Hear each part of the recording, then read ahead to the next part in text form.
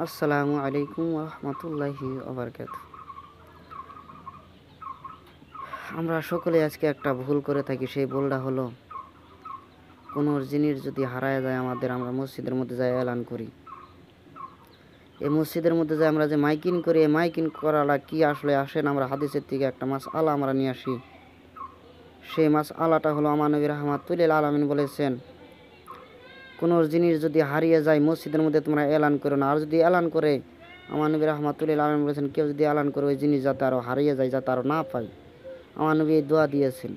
সেজন্য কোনো জিনিস যদি আমাদের হারায়, আমরা মসজিদের মধ্যে যাই মাইকিং করবো না, আমরা মসজিদের মধ্যে যাই বলতে পারবো না। এটা আমরা বলবো না, মসজিদের মাইক দিয়ে বলবো না, কারণ মসজিদে এলান করা জিনিস না।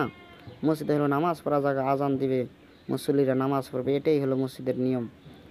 তো আমরা কোনো জিনিস যদি হারায়, আমরা কেউ মসজিদের মধ্যে এলান করবো না। আজকে থেকে যারা এলান করে তাদেরকে বলে দিবেন, আর খাস করে যারা মসজিদের মধ্যে যারা ইমামতি করে তাদের কাছে এই ভিডিওটা পৌঁছায় দিবেন। আসসালামু আলাইকুম রহমতুল্লাহ।